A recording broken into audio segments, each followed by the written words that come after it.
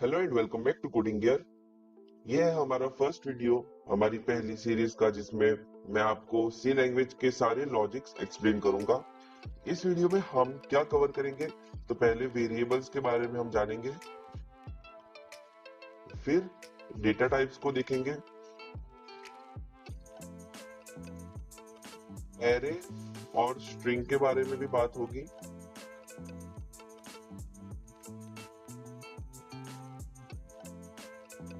और साथ ही साथ इनपुट आउटपुट फंक्शंस के बारे में भी हम बात करेंगे। तो स्टार्ट करते हैं हमारे पहले टॉपिक से, वेरिएबल्स। वेरिएबल्स क्या होते हैं कि वेरिएबल्स बेसिकली एक कंटेनर है जो स्टोर करते हैं हमारी वैल्यूज को, हमारी डेटा टाइप्स के अंदर जो वैल्यू होती है उनको। तो सपोज एक वेरिएबल हमने डिफाइन किया ए। अब ए क्या है, ए को आप एक बॉक्स की तरह इमेजिन करिए जिसके अंदर कोई भी चीज स्टोर की गई है। तो ए के अंदर अब स्टोर हुआ है 34। ओके, तो ये 34 एक वैल्यू है और ए इसके लिए एक वेरिएबल बन चुका है।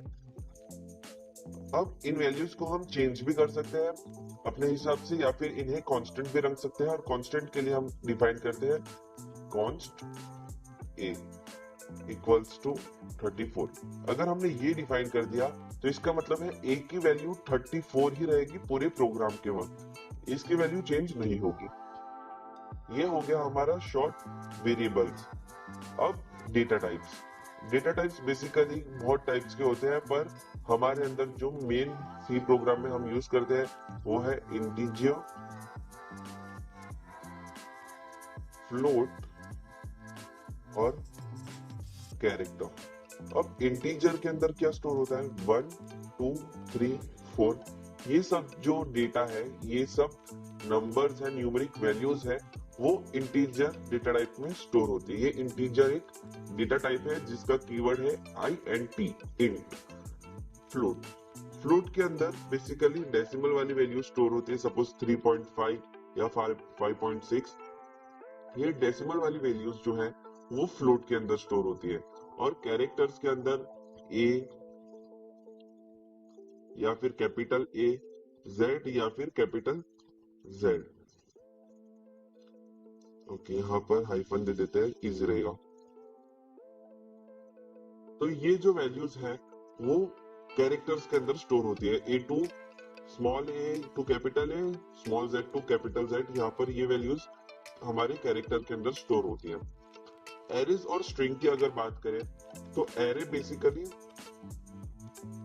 एक ऐसा डेटा टाइप इसे कह सकते हैं, पर ये एरे एक ऐसी चीज है जिसके अंदर हम सेम टाइप के डेटा टाइप्स को स्टोर कर सकते हैं। सपोज 1 2 3 4 5 सेम टाइप के न्यूमेरिक सेव कर सकते हैं। और स्ट्रिंग के अंदर हम सारे जो है वो स्ट्रिंग स्टोर कर सकते हैं। स्ट्रिंग क्या होते हैं, हेलो वर्ल्ड। तो यहाँ पर हेलो वर्ल्ड जो है हमारे लिए एक स्ट्रिंग बन चुका है। अब बात करते हैं इनपुट और आउटपुट फंक्शंस की। तो जब हमें किसी यूजर से कोई वैल्यू इनपुट करनी होगी तो यूज करते हैं हम स्कैन एफ फंक्शन का। और हर एक फंक्शन को कैसे हम लेंगे, ओपन एंड क्लोज ब्रैकेट से हम इसे डिफाइन करेंगे। और स्कैन एफ।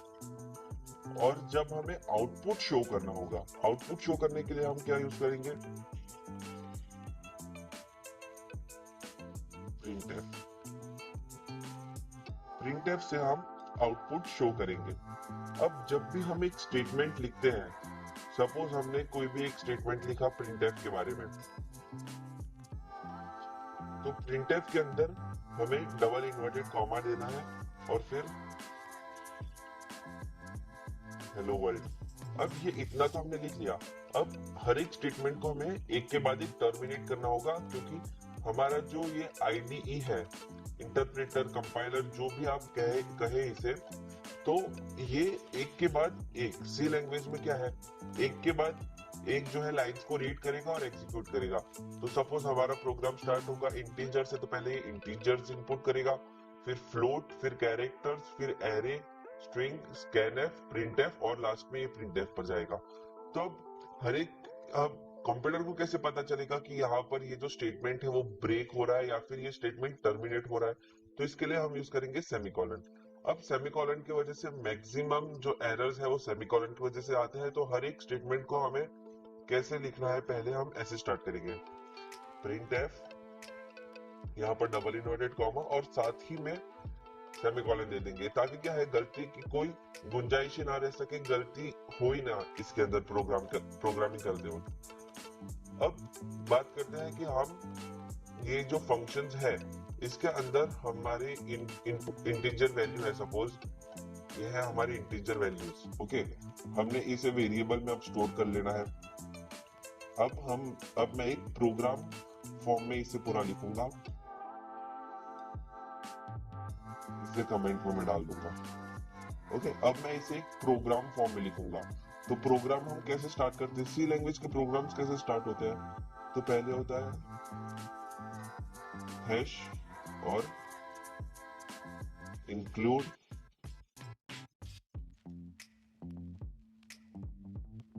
अब ये इंक्लूड stdio.h क्या है? ये एक लाइब्रेरी फंक्शन है जिसके अंदर ये सारे जो फंक्शंस है वो स्टोर कर रखे हैं। स्कैनफ, प्रिंटफ, वो सारे बिल्ट इन फंक्शंस इस लाइब्रेरी के अंदर स्टोर हैं। तो हमें इस लाइब्रेरी को कॉल करना है। अब वॉइड मेन या फिर कुछ लोग इसे इंट मेन भी कहते हैं, ऐसे कुछ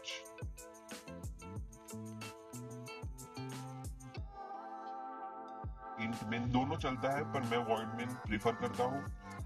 आप कोई भी प्रीफर कर सकते हैं। वॉइड मेन के बाद में ओपन एंड क्लोज ब्रैकेट देना है और फिर यहाँ हमारा जो है मेन प्रोग्राम वो स्टार्ट होगा। हमें प्रोग्राम के स्टार्ट होते ही पहले क्या करना है, हमारी जो प्रीवियस स्क्रीन है उसे क्लियर कर देना है। तो इसके लिए हम फंक्शन यूज करते हैं, CLR SCR फंक्शन को यूज करते हैं।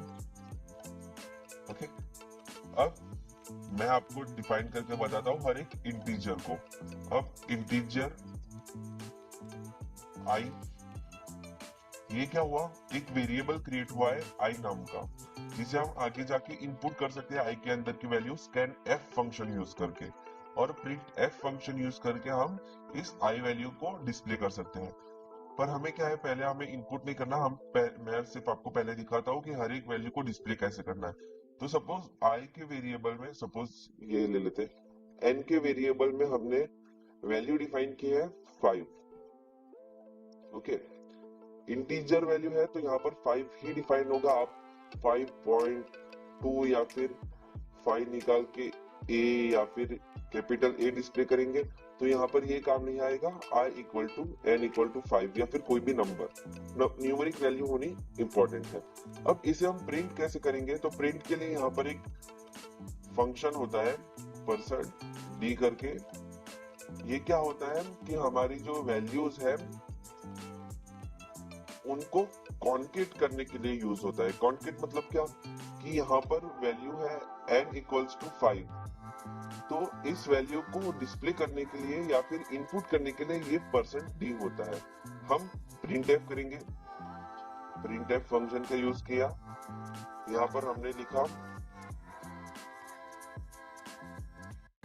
नंबर वैल्यू इज, अब हमें कॉन्केट करनी है वैल्यू, नंबर वैल्यू इज, ये तो मैसेज दिया यूजर को, पर हमें इसकी वैल्यू भी डिस्प्ले करनी है। तो हम क्या यूज करेंगे, %d डबल इन्वर्टेड कॉमा के बाद कॉमा, और जिस वेरिएबल की वैल्यू हमें डिस्प्ले करनी है उस वेरिएबल का नाम, तो n के। तो अब यहाँ हमारा प्रोग्राम क्या करेगा कि %d जो है वो प्रोग्राम को बता देगा कि भाई ये इंटीजर वैल्यू है। ओके, और कॉमा n जो है वो प्रोग्राम को बताएगा कि इंटीजर वैल्यू के अंदर n वेरिएबल की वैल्यू को हमें फाइंड करना है। अब इसे दिखाने के लिए सपोज मैंने एक और वैल्यू ले ली, i इक्वल्स टू 9। यहाँ पर दो वैल्यूज है और हमने यहाँ पर सिर्फ %d यूज किया। अब इसे हम रन करके मैं आपको दिखाता हूँ, ये तुरंत एरर शो कर देगा। देखिए, error invalid pre processing directive include. Okay, यहाँ पर इंक्लूड।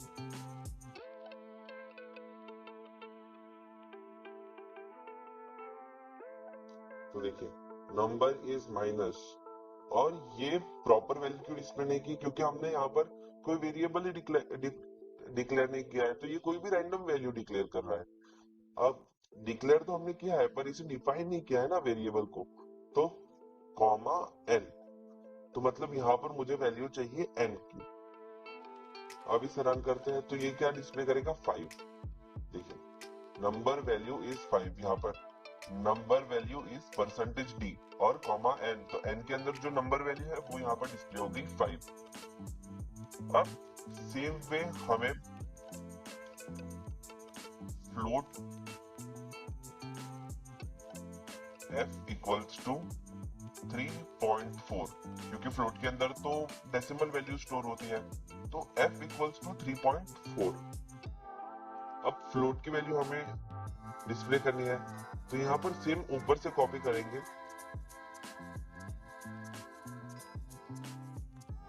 और पेस्ट, पर ये ऐसे काम नहीं करेगा। हमें क्या करना है, यहाँ पर चेंजेस करने के पहले हम float value is percentage D, अब परसेंटेज डी कॉमा एन, तो आप कहेंगे ठीक है एन की वैल्यू नहीं एफ की वैल्यू डिस्प्ले करनी है, तो एफ लगा दिया यहाँ पर परसेंटेज डी को भी हमें चेंज करना है। परसेंटेज डी सिर्फ इंटीजर्स के लिए होता है, यहाँ पर हम चेंजेस कर देंगे equals to percentage d. Same यहाँ पर फ्लोट के लिए हम क्या यूज करते हैं, जैसे हमने इंटीजर के लिए अब तो परसेंटेज डी यूज कर लिया, पर फ्लोट के लिए क्या यूज करेंगे, percentage F.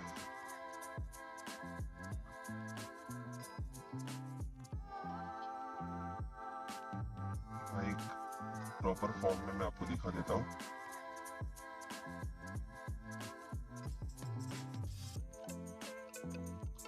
Equals to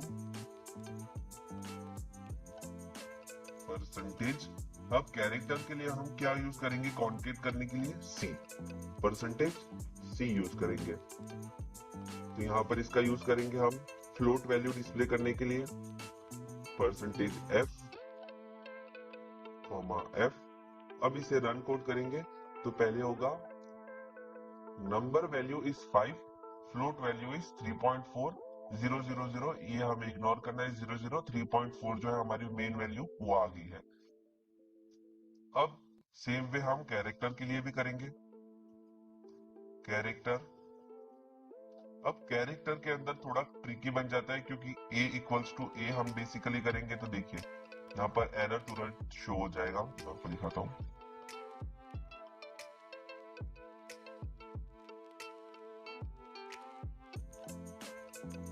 display करने के लिए परसेंटेज सी और एफ की जगह ए, ओके ए, और यहाँ पर कैरेक्टर वैल्यू लिख लेंगे,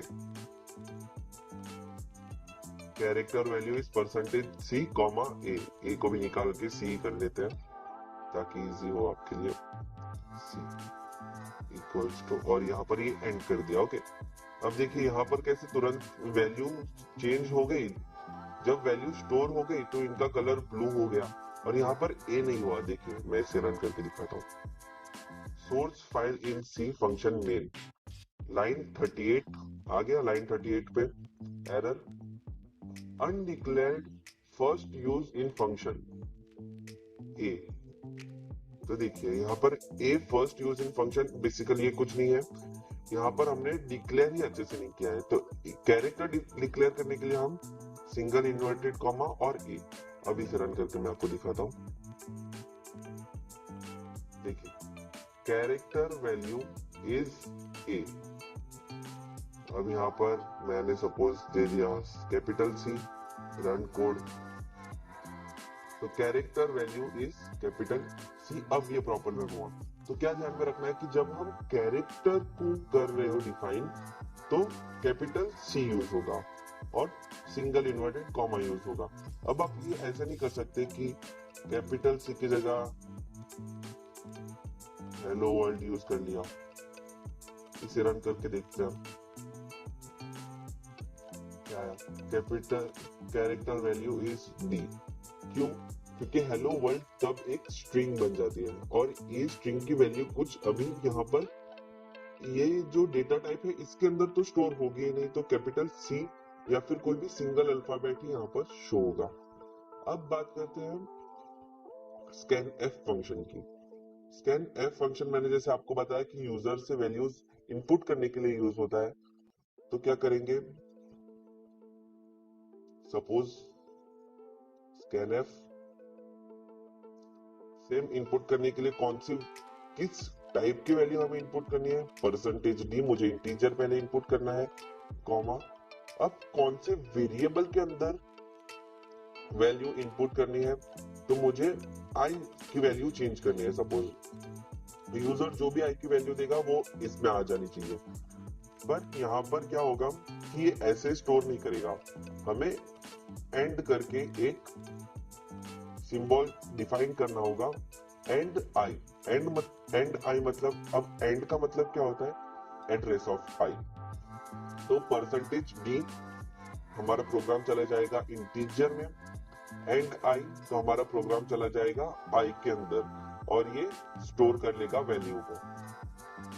अब यहाँ पर चेंज करके एन की जगह में आई डिस्प्ले कर दूंगा, आई। अब इसे रन करके मैं आपको दिखाता हूँ। तो पहले ये कोई भी वैल्यू शो नहीं करेगा, पहले ये स्कैन एफ, तो यहाँ पर हमारा स्कैन एफ पहले चल रहा है। तो आई के अंदर सपोज मैंने वैल्यू डिफाइन की 68 या फिर कोई भी बड़ी value, suppose 2 3 4 5 4 3, enter.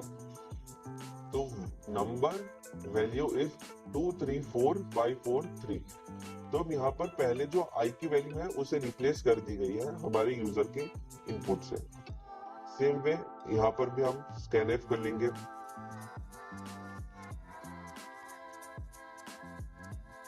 Percentage float है तो एफ कॉमा एंड एफ। अब इसे रन करके मैं आपको दिखाता हूँ, पर पहले हमें सेमीकोलन से टर्मिनेट भी करना होगा।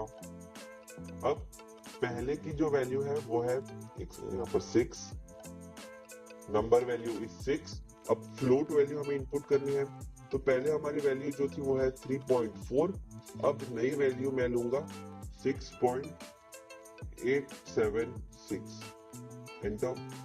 तो फ्लोट वैल्यू इज 6.876000 और कैरेक्टर वैल्यू इज सी, क्योंकि कैरेक्टर वैल्यू के लिए हमने अभी ये स्कैनएफ फंक्शन यूज नहीं किया। अब कैरेक्टर वैल्यू के लिए scanf double inverted comma percentage c comma address of c. अब इसे रन करेंगे। यहाँ पर एरर हो गया क्योंकि यहाँ पर मैंने पहले टर्मिनेट नहीं किया था, अब मैंने टर्मिनेट कर दिया है। तो देखिए हमारी नंबर वैल्यू पहले 9 थी, अब मैं लगा रहा हूँ 6, number value is 6। Float value पहले यहाँ से रेफरेंस लीजिए, फ्लोट वैल्यू पहले 3.4 थी, अब मैं लगा रहा हूँ 9.8, फ्लोट वैल्यू इज 9.8। और कैरेक्टर वैल्यू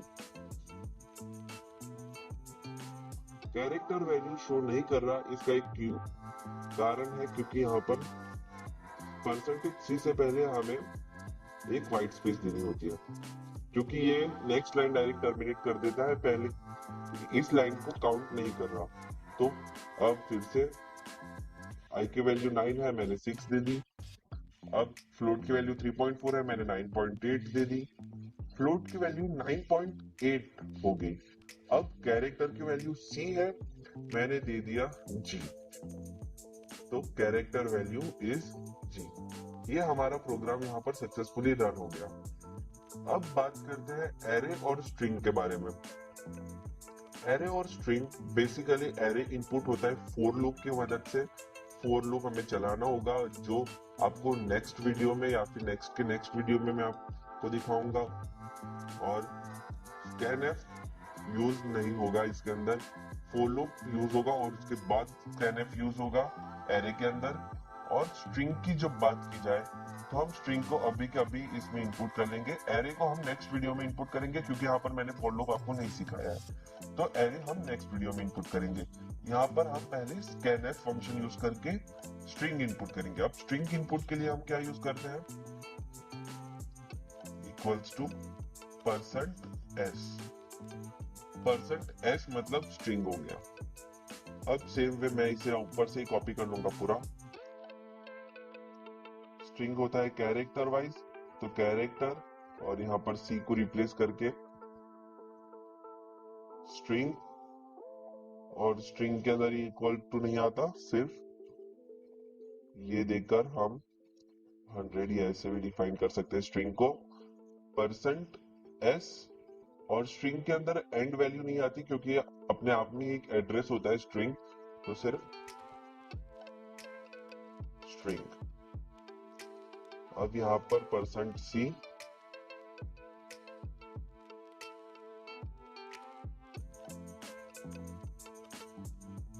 की जगह s, और यहाँ पर स्ट्रिंग, और यहाँ पर कैरेक्टर की जगह string value. String value is %s। अब इसे रन करते हैं। तो पहले न्यूमेरिक वैल्यू, अब फिर से पूरा कोड रन होगा। तो नंबर वैल्यू i की वैल्यू थी 9, मैं इनपुट कर रहा हूँ 6। फ्लोट की वैल्यू थी 3.4, मैं इनपुट कर रहा हूँ फिर से 9.8। अब कैरेक्टर की वैल्यू थी C, मैं इनपुट कर रहा हूँ H। अब स्ट्रिंग की वैल्यू हम स्टोर करते हैं हेलो वर्ल्ड। तो स्ट्रिंग की वैल्यू हो गई हेलो। और वर्ल्ड क्यों नहीं आया, क्योंकि हमने बीच में एक लाइन ब्रेक दिया है, इसलिए ये स्ट्रिंग ने पूरा ब्रेक कर लिया। इस वीडियो के लिए इतना ही था। ये था हमारा फर्स्ट वीडियो हमारी नई सीरीज का। अब नेक्स्ट वीडियो में मैं आपको कंट्रोल स्टेटमेंट्स इफ और एल्स का एक्सप्लेनेशन दूंगा। इस वीडियो के लिए इतना ही। ये जो हमने कोड यहाँ पर जितना पूरा लिखा है, इसकी लिंक आपको डिस्क्रिप्शन में दे दी जाएगी। Thank you.